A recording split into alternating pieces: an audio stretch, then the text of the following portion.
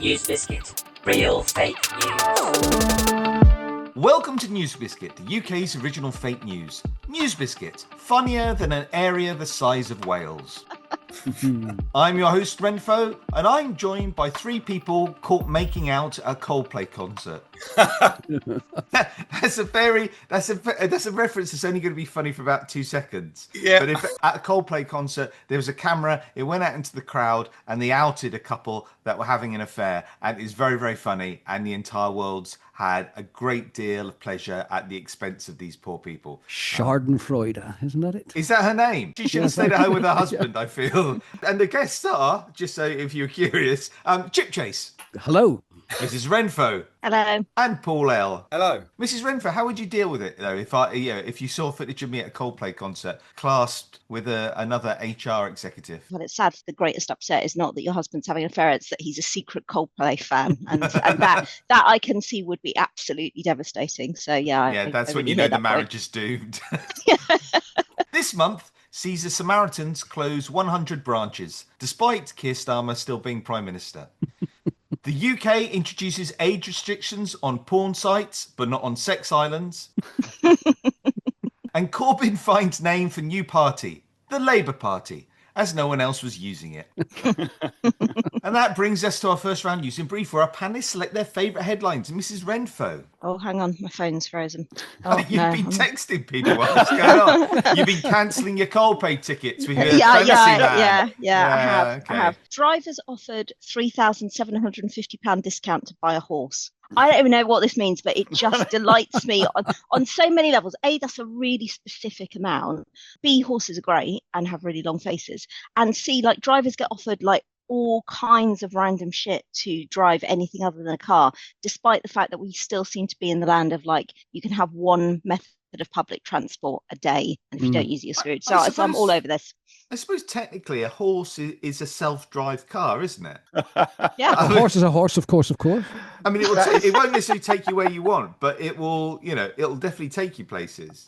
Then I've got Claudia Winkleman delighted as Edinburgh Fringe Joke Award cancelled. I wanted to applaud whoever wrote this. I mean, it's just deeply, deeply joyous. I've read her book and it's like literally amazing. And she gives great advice on how to get a great fringe, which is even if you haven't got much hair, prioritize the fringe. So her advice is take the hair from further back on your head and just keep pushing it. I absolutely love the woman. She's The a dream. ultimate comb over. Yes, exactly that, Chipchase. Exactly that. So yeah, she's a bit legend.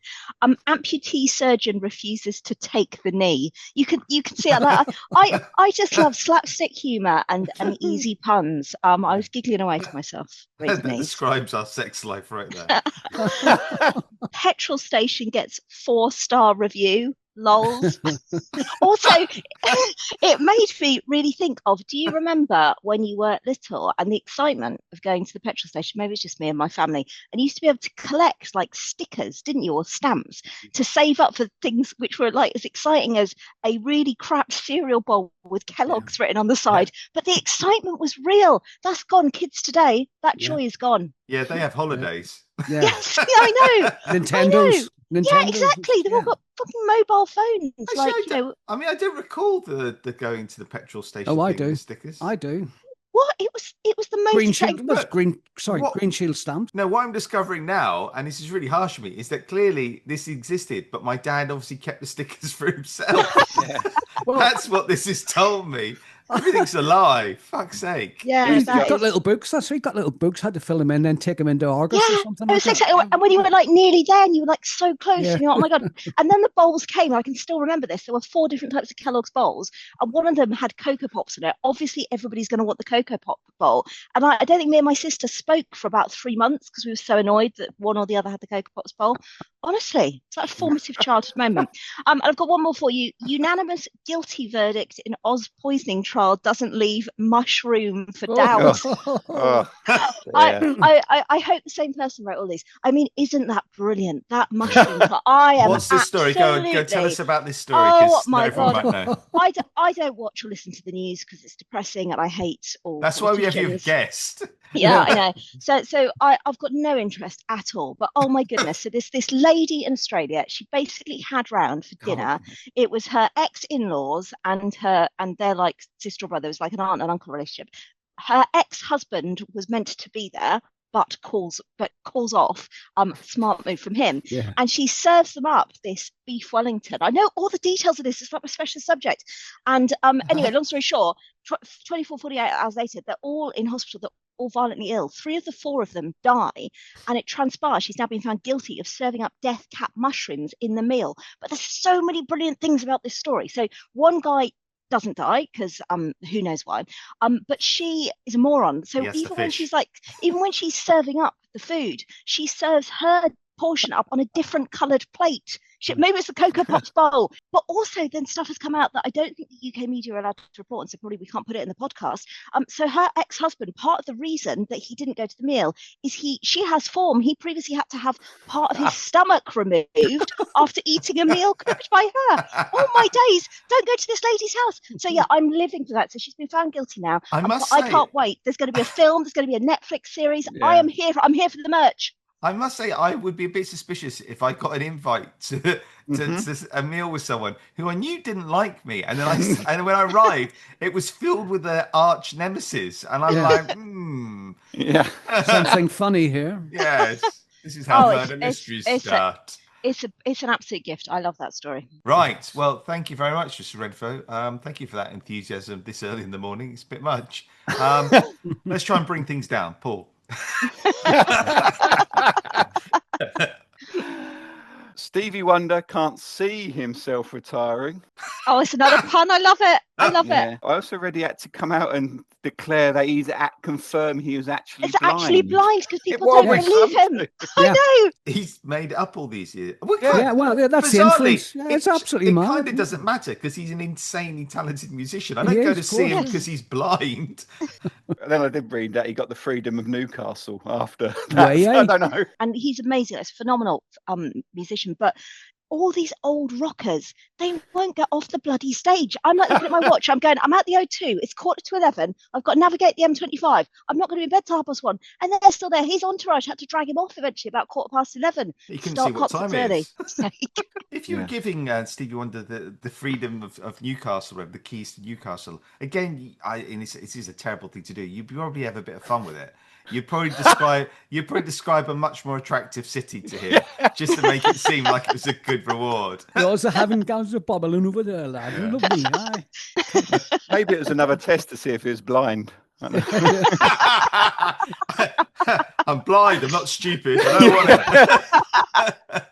Girl Guide to introduce a vaping badge. I never made it to guides because I got chucked out the brownies. But they're so That's stupid. An episode in itself. Oh, well, here, get a badge because you've covered a book. I spent so much of my childhood covering books. Who in actual life has ever needed to cover a book? I remember that at school. You were covering it like you're a member of the British Museum, that you had to preserve this book for future generations. And of course, no. Who wants a second-hand? It was only just to use up surplus wallpaper, wasn't it? Yeah, ridiculous. Was that left over from like hyperinflation from Germany in the 1920s? All this excess wallpaper. Yeah, it's really weird.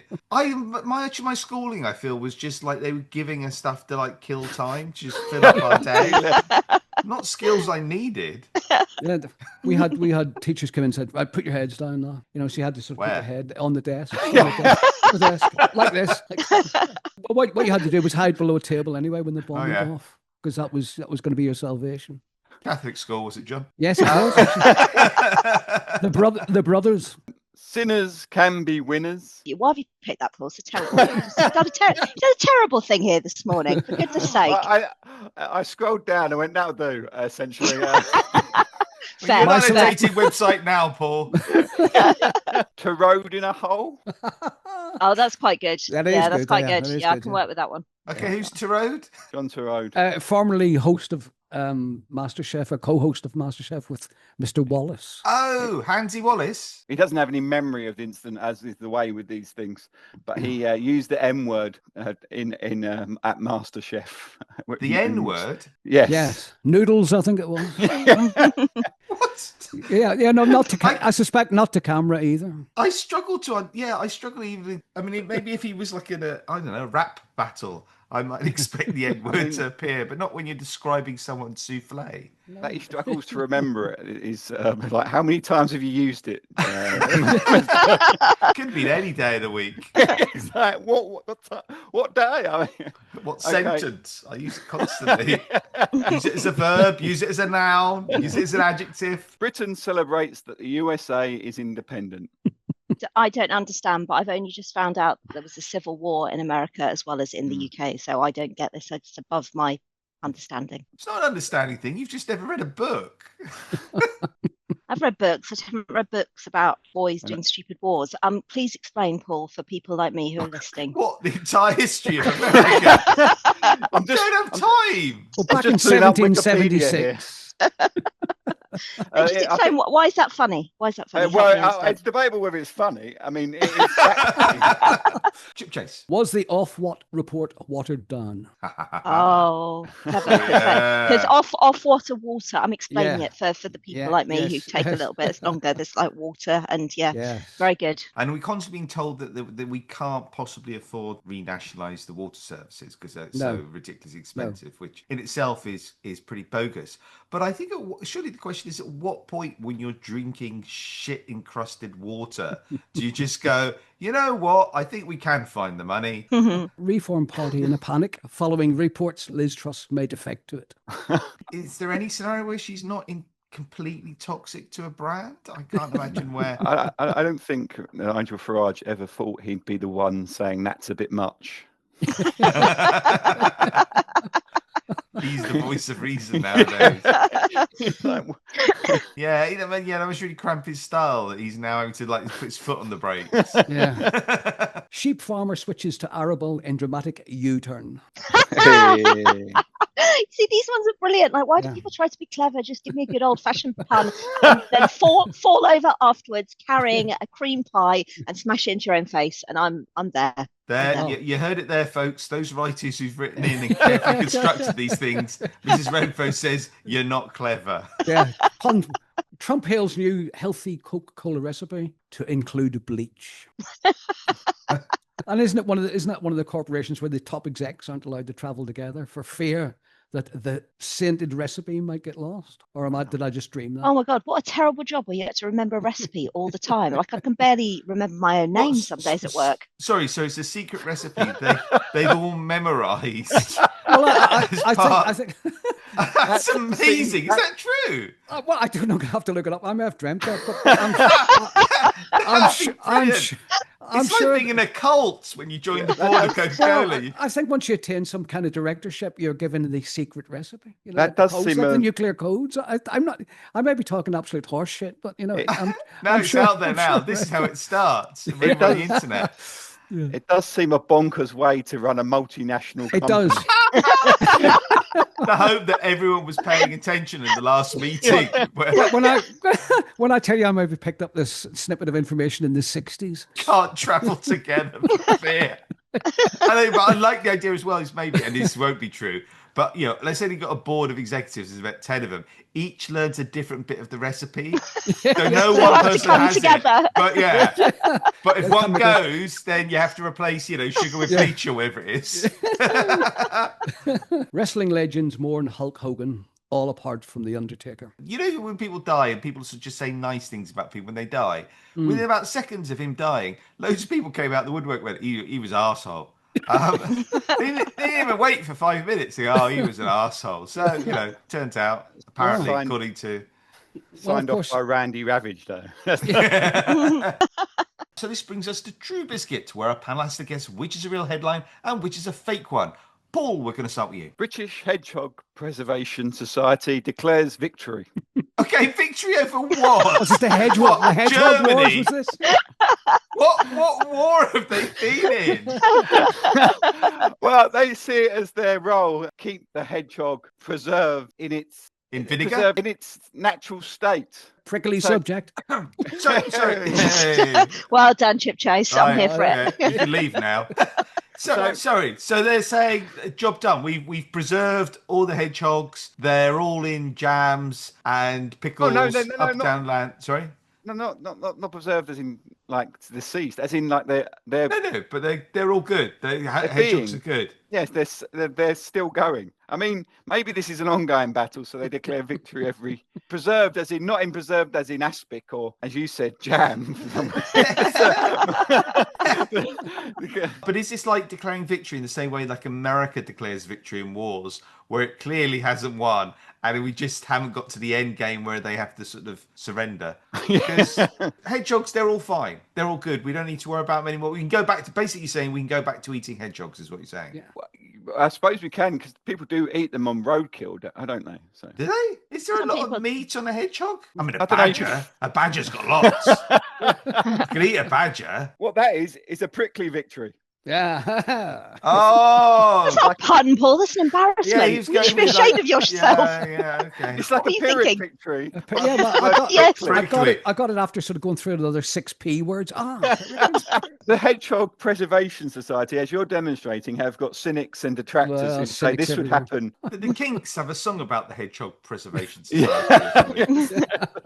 I feel furious about this whole thing either way, because either they are lying and they've just made it up to make themselves sound good, or it is a lie because hedgehogs are not preserved. They're lying flat on road. So it is either way. It's a lie. Even if it's a true story, it's a lie. They're lying. They're all liars. Did you have a bad breakup with a hedgehog previously? Is that what? Did you see a hedgehog holding another hedgehog at a Coldplay concert any of that? I hope it's true to it as well, because they do get in our garden from time to time. Nice little fellers.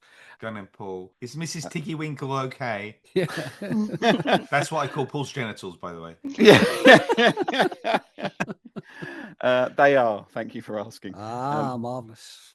Yay. This is a false story because it is a NewsBiscuit story.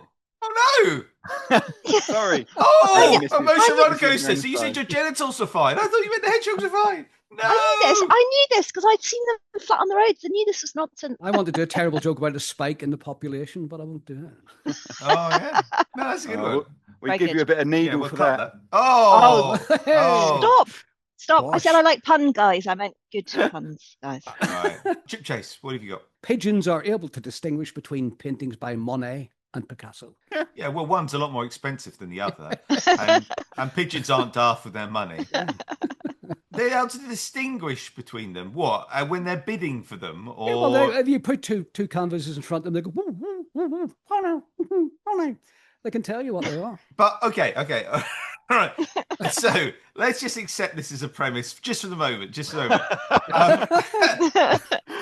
Are they also telling the difference between lots of other artists, or is it only these two artists that they can tell the difference between? That's a good point. Actually, I don't know if they've been force-fed, Monet and Picasso, but my they live a very fancy life, don't they? Yeah, my research tells me those are the two artistes mentioned. Yeah, I mean, our son would love this because he's obsessed with pigeons, and for a very long time, in fact, I say for a very long time, he's 17. He probably still has this ambition.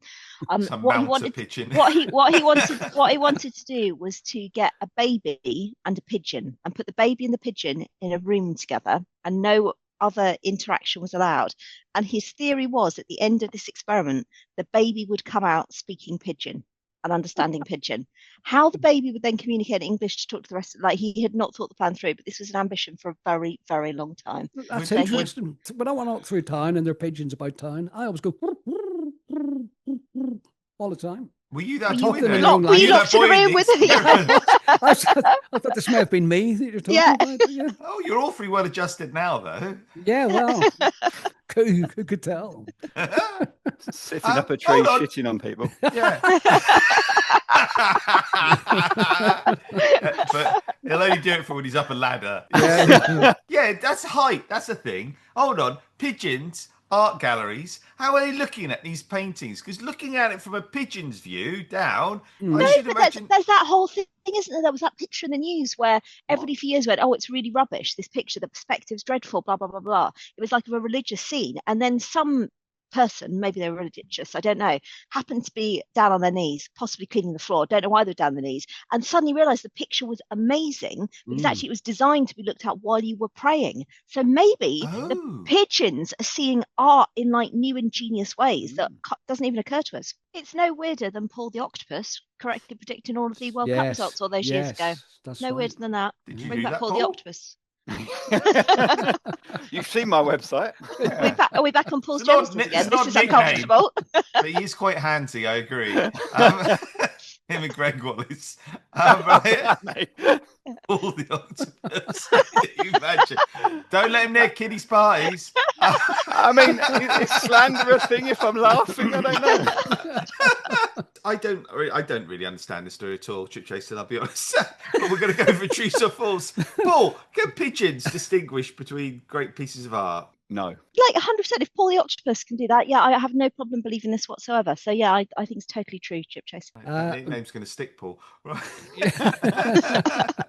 Paul is the loser. Mrs. Chipchase is the winner here because it's true. Oh, brilliant. I've picked up a new husband today as well. This is fantastic. Mrs. Chipchase, I am absolutely winning. It was you two at the Coldplay concert. Mrs. Wrenfoe, give us one of yours. Adidas launched new range of high-end school sports day equipment for parents. For competitive parents. For competitive parents, yeah. Wow. No, absolutely. Yeah. Oh. So they basically tapped into the market. So Hold on. Should parents be competing against these small children in the first place? And do they need the added advantage of good running shoes? This shows how rarely Wrenfoe went to our children's sports day, because competitive parents at sports day is 100% a thing. And it's also one of the things where it seems the more upmarket the school, the more competitive the parents. Like, and this is the parents compete against each other, yes? Yeah. So there's typically, so for the uninitiated, there's typically like parents races. I was going to say at the end of sports day, but I think they're becoming like the blue ribbon event, because these Adidas have obviously sought to capitalise on this. So what is this, like sort of streamlined bags for the sack race and stuff like that? No, all kinds of things. So like spikes, running spikes, because like I have personally experienced parents turning up in running spikes for sports day for the parents race, and then of parents sabotaging other parents in the race. And in fact, a real life story way before Adidas brought this out, a dad that we know broke another dad's collarbone in the dad's race. That's a true story. That happened at our kids' school. So wow. What kind of race? What, in a race? Broke someone's collar? How do you break someone's collarbone in a race? You stay in your lane, you ask Mike, Tall Mike. I was going to even say him. Tall Mike. You asked Tall Mike, because he was responsible for this. And I'd like to say that his wife was mortified, but she's even more competitive than him. So she was cheering him on. You take him out. You take him out. What about next spoons? Like, high quality spoons and stuff like that? Yeah, no, absolutely. No. What you want is a spoon that's 100 meters long, and then technically you just bend your arm. Telescopic. Our kids' sports day for a while was absolutely brilliant, and unfortunately stopped when they were like sort of 2 or 3 years into the school, because it used to serve at 9 a.m. on like a Friday morning alcohol, which is the best way to get through any school event ever. But they stopped it after there was a brilliant the kids note. Got too drunk. Yes, a brilliant note that went out to parents, which said they'd had to stop it because visitors were appearing on site topless with crates of beer, which was inappropriate. But the final nail in the coffin was somebody took too much advantage of the PIM stall and was discovered, if not quite having intercourse, rather close to it with her new boyfriend at a primary school on sports day on a Friday afternoon. I am off to a summer fete in the afternoon, so watch out! Look up your daughters. Paul the Octopus is on his way. He's like Mr. Tickle. But that's the thing is, once you start getting competitive about that, is it going to be like for your Paul heading off to just his like tombola event? Is then suddenly everyone's going to get really competitive there? Custom-made whack-a-mole bats. Yeah. Sponsors on the side. Yeah. This has to be true. Right. I'm going. I want to go to the sports day. Is it the topless bit or the shaggy All of delicious bit? Yeah. All of it. It sounds delightful. In for it all, yeah. It does sound good, actually, in the drinking. Yeah. You sure you didn't go to spoons rather than your kids' sports there? Okay, Chipchase. Well, it's got to be true. Competitive parents are definitely a thing, but the story is total nonsense. Paul, we're back to you. I've got this is a story. So excellent. Good. One of the great orators of our time. No, he likes to deconstruct it for our listeners. It's got words in it, and I'll read them out. So this is There is just 303 DeLorean cars left on Britain's roads. Is that the same as hedgehogs? Have we now got to be looking after them? But they've been. As this is from Back to the Future, and where we're going, we don't need roads. Nearly my favourite film ever. I loved it. Loved that. Nearly. So we qualify. Yeah, there might be another one. I buggered if I can remember what it is. Can you imagine Chipchase opening the envelope at the Oscars? Yeah. Nearly the winner for yeah. So sorry. So where in the future where we go, we're going to need roads. So these classic. So you're assuming they've now gone to the future? Is that why they're not around? Yes. So these classic. They're either largely consigned to collectors' garages. Right. Or they're travelling through time. Where we're going, Marty? Are those the cars with the stupid doors? Yes, the gold wing doors. Oh, they're kind of cool. They're futuristic. That's for Yeah. sure. Oh my god, they're so impractical. They are so. You've never tried to get in a car with 2 bags of shopping and a recalcitrant toddler. I'm not a Those doors paedophile. So grabbing people's children and getting them into promising them sweets. I need a car door I can open fast. 303 at the last count. I mean, obviously they're coming and going because they're disappearing, but so sign of the travelling times. Or something, I don't know. something pun. Oh. We'll let the people at home fill in the blanks and come up with something funnier. Yeah, that's how we should do it fun. at NewsBiscuit. Here's some words, just reassemble them until you find a gag. We're not doing the heavy lifting for This you. is the podcast of the fridge magnet poetry. Weren't they a limited run anyway? They were kind of bespoke almost. Yeah, I think they were limited just because the place went bankrupt. Yeah, that's what I'm thinking. So sorry, just so because I don't really understand any of the words any of you are saying. There was a film and it had a car in, and then people made some cars like that car because people were weird enough to want to drive that car in real life. The other way about. No. It was probably one of the most futuristic cars at the time, and so it looked. Oh, so it was a real car, and then they put it, and then they put it in the film. Yeah. It looks like one of the Elon Musk Cybertrucks, though, doesn't it? It does a bit, yeah. It just wasn't. Ironically, it wasn't at the right time, but cometh the moment. I think it would sell now. They're also reported to be shite. They're always breaking down and temperamental. Because it needs another flux capacitor, or whatever it is. Of your nearly favourite film, you clearly weren't paying attention, Chipchase. They've all got to be recharged by. Yeah. I think this is true because I don't think there were that many they made. I don't care. I literally don't care about the story. We're at that stage of the episode, are we? I've never Every cared time about she loses it. I'm going to say it's false because I don't think anybody would want that many stupid cars. So I think it's less than 303. I think there's like 2 left. The story is a true story. There is only 303 left on the. Well, UK my road. life is so improved by knowing that. I can't even begin to tell you what You're time so to be alive. angry about something that could give you time travel. You're so I jaded don't want and cynical. time travel. I just like You life just to be want your straightforward. marriage back. Yes, I understand. Well, sorry. Now Chipchase has made me an offer. Today's taken on a whole new dimension of possibility. Yeah, he whisked you away in his DeLorean. Actually, to be fair, it wasn't so much of an offer. It was more of a Mrs. Chipchase. Is that how it works now? Yeah. Where we're going, we won't need contraception. Gigawatts of power, Marty. Oh my God. Chipchase. Scotland has more than 400 words and expressions for snow. No. This is like. This is the Inuits. It's the Eskimos. Yeah, they've only got 50. They've only got 50. Not the Scots. They've only got 50. Yeah, the Inuits have only got 50 words for snow. So the Scots are taking it Scots to next have level. Yeah. Surely nine times over. Yeah. No, what's happened there is they've interviewed someone from Glasgow and they're so unintelligible. They've just assumed they're all different words, but it's the same word said again. And all they're asking for is cheap cider. Do you want me to give you a couple of definitions? Because I quite like these. Definitely. One is feefle. A feefle. A feefle is a swirl. Right. I love that. A finderican. Is that what you're giving Mrs. Wrenfoe tonight? We could just do this all night, couldn't we? I'm here for this. I've got a long way to go. I've only got 444 yes. Sputters. People just gonna just have these really ponderous kind of conversations where snow's happening, and then Like this one. you'll think, yeah, exactly. But then you spend 10 minutes trying to think, oh, what's the appropriate word to describe the thing that I'm seeing? Is it squishy snow? Is it fluffy snow? It's bound to be one in there for it. You know, you could be sitting in the pub and you're talking to your friend here. Hey, miss, there's a wee fiffle of snow on. But he's going to disagree with you because he's got 399 other types of snow he thinks it is. I think you have to learn it though. I think it's like the Coca-Cola execs. I think that as part of living on these islands, that's like your entrance exam. You've got to learn the 440 words of snow. I'll say this is a NewsBiscuit story. This is ludicrous, which is another word for snow. If we're claiming it all.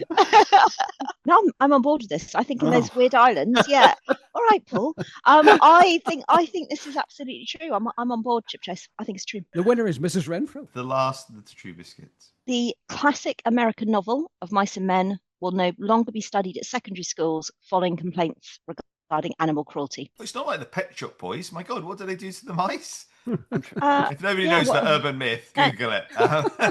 I'm just trying to think what happened in the novel.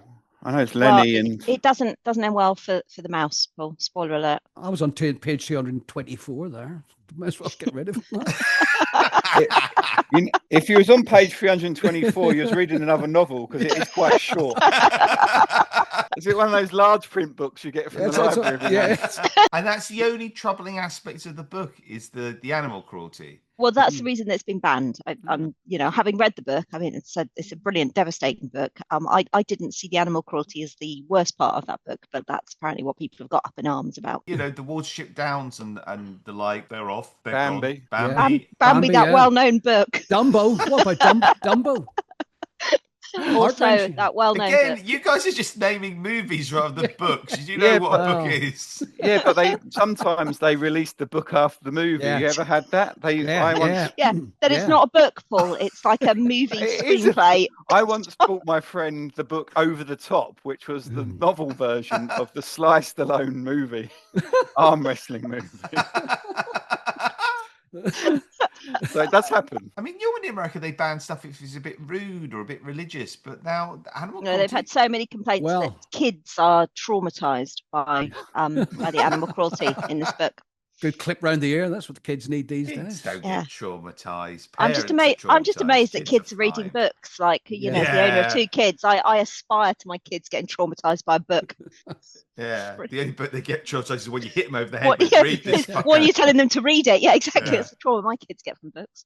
I'm going to say it's true. Well, because I know a bit about books, and when I tell you that, well, you read one, you read all. I read one. When I tell you that America now has, and it's sort of polluting the world with people called sensitivity readers. Sensitivity readers sort of pre-read authors' books before they go get published to see what they might find might trigger potential readers. Sensitivity readers, yeah. Sorry, that's a bit of a serious thing. So that's how daft it is. So isn't that just kind of a complete misunderstanding of what art is? Because yes, absolutely, art meant to sort of trigger us and provoke us. And I read this. I hope so, because NewsBiscuit's framed like that. I read this book. God help us if we get sensitivity reader for NewsBiscuit. You guys are in a lot of trouble. You look them up, people. They do exist. I mean, we hardly read it when we are writing it. So. That's right. Yes, Paul, I can tell. We'd struggle if the comedy police were a thing. Yeah. Why is this funny again? Shut up. Just publish it. It's got to be true. Got to be true. Surely. Thankfully, it's absolute nonsense. Now, finally, we reached the magic 8 ball. The magic 8 ball. Each of our guests is going to give us their predictions for next month's news. Well, it's at this point that I have to own up and say I've let everybody down. Yeah, I can predict that. That sounds like next month's podcast as well. I've let you down, Wrenfoe. I've let Mrs. Wrenfoe down. I've let Paul down because I'm here bereft of a prediction because I only remembered it when we started going live. What can I do? After Starmer is described by Trump as slightly more liberal than Trump, new Labour slogan, Starmer, slightly more liberal than Trump. Mushroom killer hired as new MasterChef host. And I am there to watch that show. Yeah, I would. And that brings us to the end of the episode, and I can reveal this month's winner is any war criminal on the Epstein list. you're literally immune from prosecution. I'd like to thank Mrs. Wrenfoe, Thank you. Chipchase. Thank you and goodbye, and I feel terrible. That's what happens when you sleep with Mrs. Wrenfoe. And PaulL. Thank you. Goodbye. And I leave you with these headlines. Catholic Church bans non-disclosure agreements. Ooh. Sycamore Gap pear will be welcome addition to woodwork shop, says prison governor. And Sylvester Stallone film marathon gets off to a rocky start. Hey. Which was excellent, that last. You've been listening to NewsBiscuit. NewsBiscuit is not only free for all readers, but we also accept submissions from any budding satirists, young or old. Visit newsbiscuit.com to submit headline stories and to support new writers.